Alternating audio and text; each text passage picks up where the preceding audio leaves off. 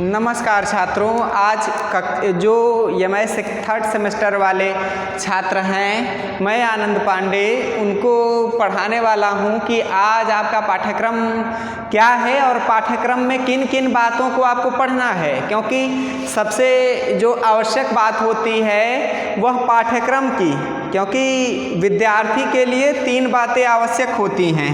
पहले क्या? पहले शिक्षार्थी या विद्यार्थी के बाद शिक्षक के बाद पाठ्यक्रम। यानी जब ये तीनों अवस्थाएं होती हैं तभी शिक्षण हो सकता है। तो देखिए, आप विद्यार्थी हैं, मैं शिक्षक हूँ और पाठ्यक्रम न पता हो तो क्या पढ़ाई हो सकती है क्या? तो पढ़ाई में 3 बातों की आवश्यकता है: विद्यार्थी, पाठ्यक्रम और शिक्षक, विद्यार्थी और पाठ्यक्रम की आवश्यकता होती है। तो देखिए, आपका जो तीसरा प्रश्न पत्र है उसका क्या नाम है? भाषा विज्ञान। 2 प्रश्न पत्र मैंने आपको बताया कि पहला प्रश्न पत्र आपका है कि हिंदी साहित्य का इतिहास प्रारंभ से रीतिकाल तक। फिर इसके बाद दूसरा प्रश्न पत्र आपका क्या था? हिंदी साहित्य का इतिहास भारतेंदु युग से अब तक। तीसरा प्रश्न पत्र आप सबका क्या है? भाषा विज्ञान। भाषा विज्ञान में किन किन बातों का अध्ययन आपको करना है? तो चलिए, तो भाषा विज्ञान में पहली बात का अध्ययन आपको करना है कि भाषा विज्ञान की परिभाषा, यानी भाषा विज्ञान क्या है और भाषा विज्ञान की परिभाषा क्या है। भाषा विज्ञान किसे कहते हैं उसे आपको पढ़ना है। तो भाषा विज्ञान उसे कहते हैं जिसमें भाषा से संबंधित वैज्ञानिक विवेचन और विश्लेषण प्रस्तुत हो। यानी भाषा से संबंधित वैज्ञानिक विवेचन प्रस्तुत करने वाला विज्ञान भाषा विज्ञान कहलाता है। और क्या पढ़ेंगे? भाषा विज्ञान के अंग। भाषा विज्ञान के कौन कौन से अंग हैं उनका हमें अध्ययन करना है। और उस अध्ययन में क्या क्या कौन कौन से, अब जैसे शब्द विज्ञान, पद विज्ञान, वाक्य विज्ञान और अर्थ विज्ञान, इन चारों के बारे में हम आपसे चर्चा करेंगे कि ये भाषा विज्ञान के अंग हैं कि पहले तो शब्द कैसे बना और शब्द कितने तरह का होता है।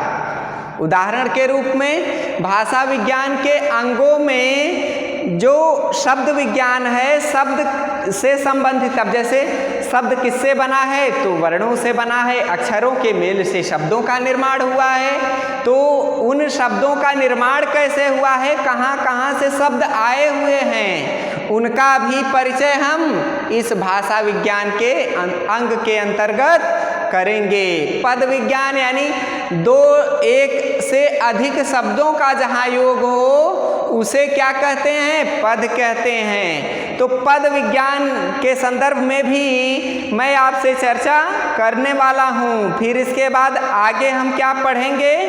भाषा विज्ञान के अध्ययन की पद्धतियों को क्या पढ़ेंगे?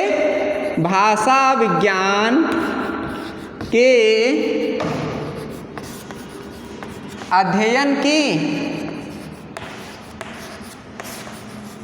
पद्धतियाँ, कौन कौन सी पद्धतियाँ हैं उनका हमें अध्ययन करना है। और मुख्य रूप से 3 तरह की पद्धतियों का अध्ययन हमें करना है जो आपके पाठ्यक्रम में मिली हैं: वर्णनात्मक, ऐतिहासिक और तुलनात्मक। कौन कौन सी पद्धतियों का?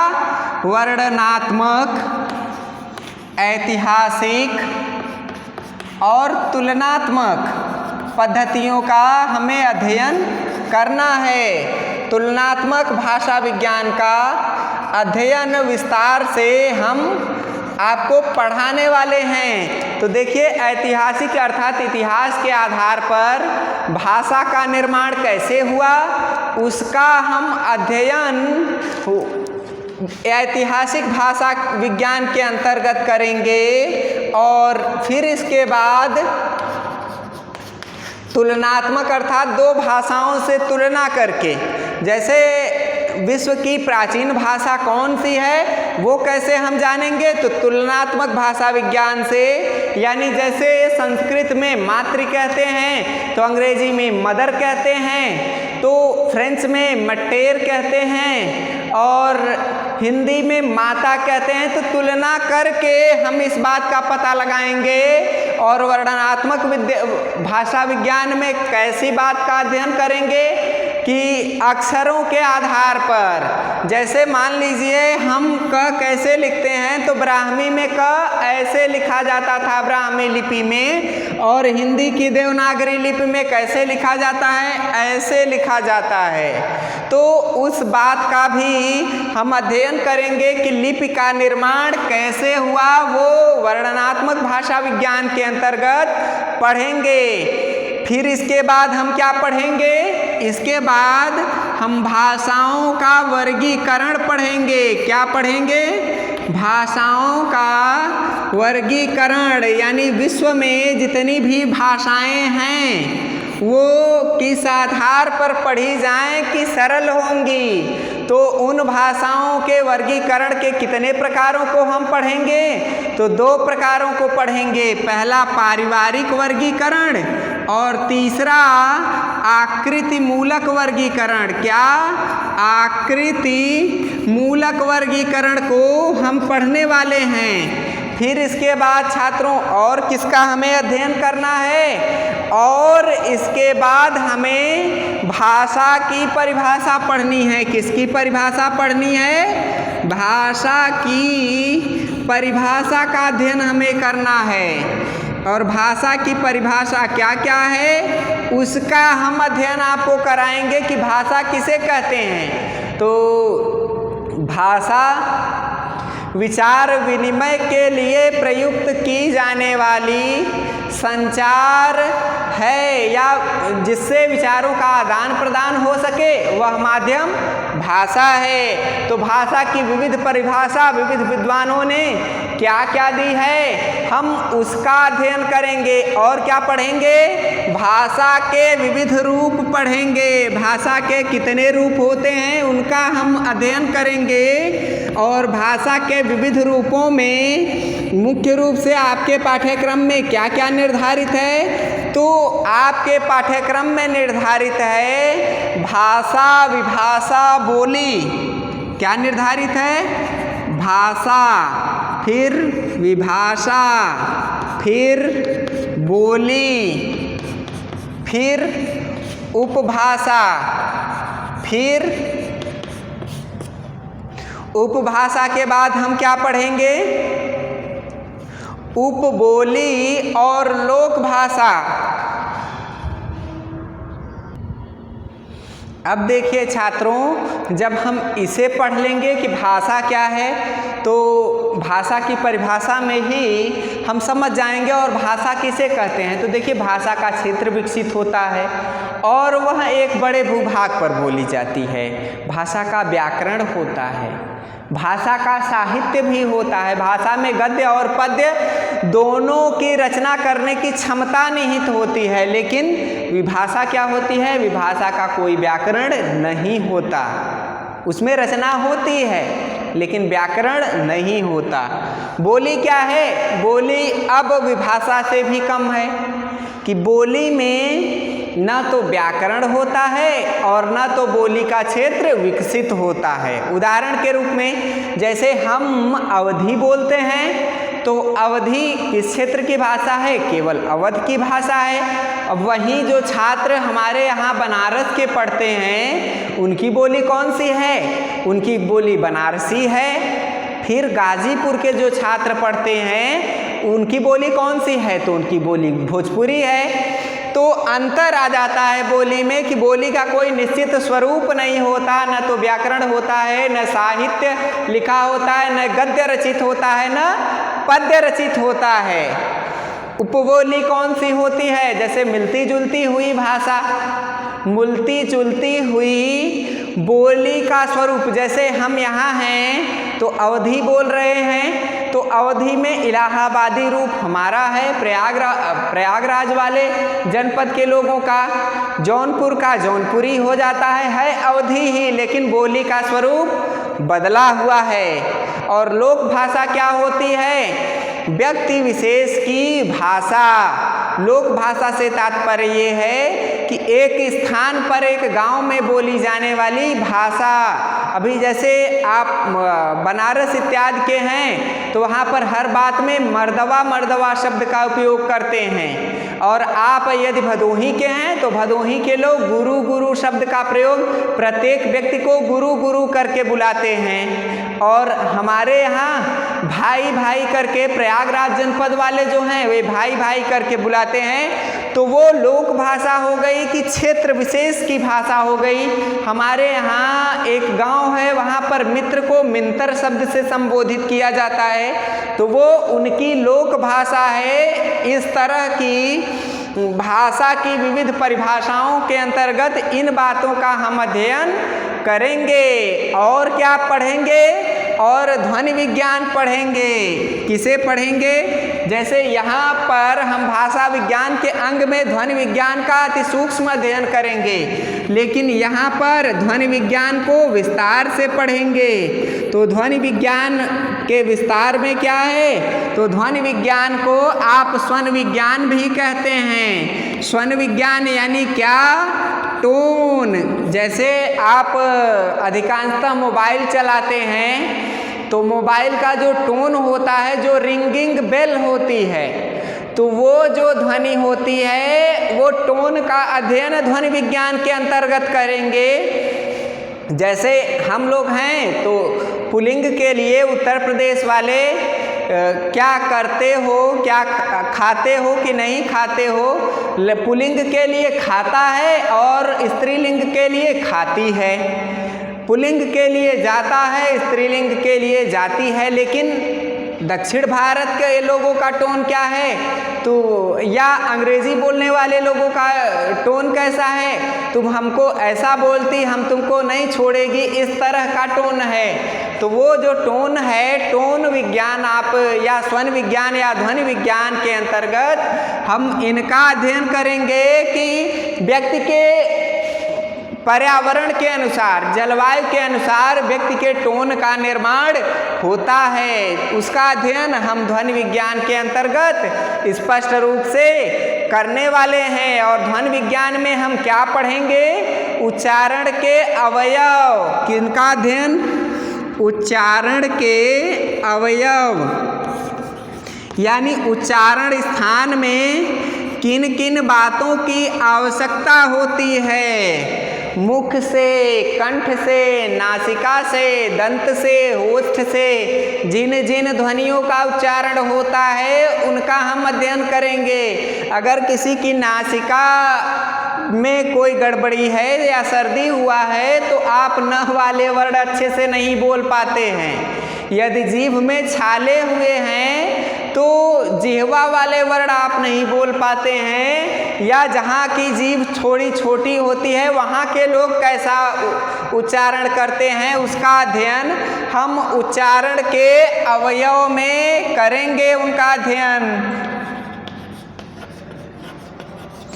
फिर इसके बाद और किसका अध्ययन हम करेंगे? और उच्चारण के अवयव के बाद, वाग अवयव के बाद ध्वनि विज्ञान में हम ध्वनि का वर्गीकरण पढ़ेंगे। क्या पढ़ेंगे?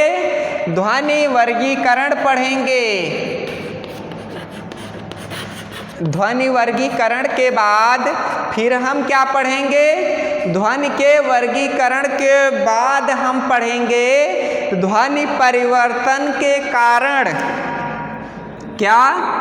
ध्वनि परिवर्तन के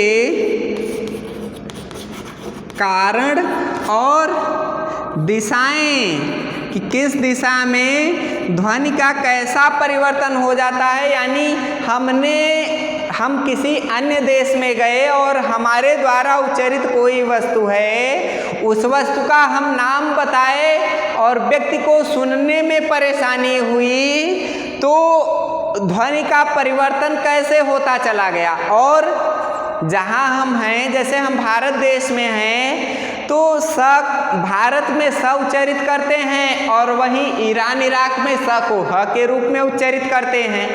जैसे हम सप्ताह कहते हैं जिसे, उसे ईरान इराक के लोग हफ्ताह कहने लगे, तो सप्ताह से हफ्ता शब्द का निर्माण हो गया। इनका अध्ययन कैसे आप करेंगे? ध्वनि परिवर्तन के कारणों में करेंगे और ध्वनि परिवर्तन की दिशाओं के अंतर्गत पढ़ेंगे कि बलाघात स्वराघात किस कारण से ध्वनि में परिवर्तन हुआ है। और किसका अध्ययन करेंगे ध्वनि विज्ञान में?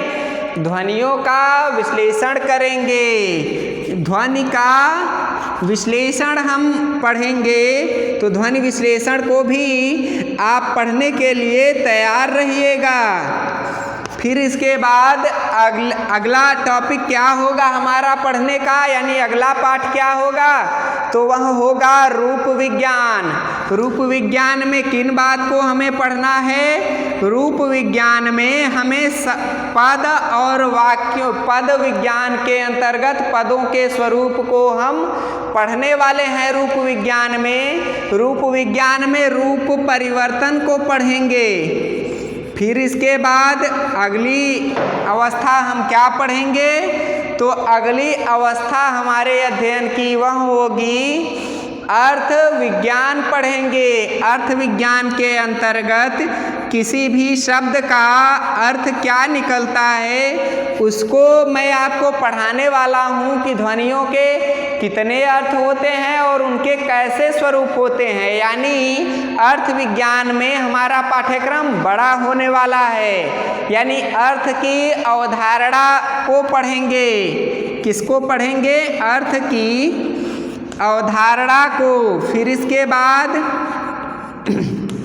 क्या पढ़ेंगे? शब्द और अर्थ के स्वरूप को पढ़ेंगे। शब्द और अर्थ के स्वरूप को पढ़ेंगे। और क्या पढ़ेंगे? शब्द और अर्थ के स्वरूप के बाद हम पढ़ने वाले हैं शब्द और अर्थ परिवर्तन का कारण और दिशाएं। अर्थ परिवर्तन का कारण और दिशाओं का अध्ययन हम करने वाले हैं कि अर्थ परिवर्तन के कौन कौन से कारण हैं और अर्थ परिवर्तन की दिशाएं क्या क्या हैं, उनका हम आपसे अध्ययन करवाने वाले हैं आपको। और क्या पढ़ेंगे? वाक्य विज्ञान पढ़ेंगे। क्या पढ़ेंगे? वाक्य विज्ञान, यानी वाक्य किसे कहते हैं उसको पढ़ेंगे। तो वाक्य क्या है? शब्द अर्थ, शब्द पद वाक्यों के मेल से, शब्द और पदों के मेल से वाक्य का निर्माण होता है। तो वाक्य विज्ञान में हम उनका अध्ययन करने वाले हैं। वाक्य विज्ञान में आप क्या क्या पढ़ेंगे? तो वाक्य का निर्माण कैसे होता है उसका अध्ययन आप करेंगे। और क्या करेंगे? वाक्य परिवर्तन को आप पढ़ेंगे। और क्या पढ़ेंगे? वाक्यों का विश्लेषण, वाक्य विश्लेषण कि कैसा वाक्य है उसको आप पढ़ने वाले हैं। फिर इसके बाद आप क्या पढ़ेंगे? वाक्य विश्लेषण के बाद आप पढ़ेंगे वाक्यों के भेद। फिर क्या पढ़ेंगे? वाक्यों की संरचना पर आप पढ़ेंगे कि वाक्य की संरचना कैसे होती है। तो चलिए मैं आपको ये सब पढ़ाऊंगा अगले वीडियो में। लगातार आप इसी तरह से वीडियो देखते रहिएगा। अगला अब मैं आपको चौथा प्रश्न पत्र आपका है हिंदी भाषा।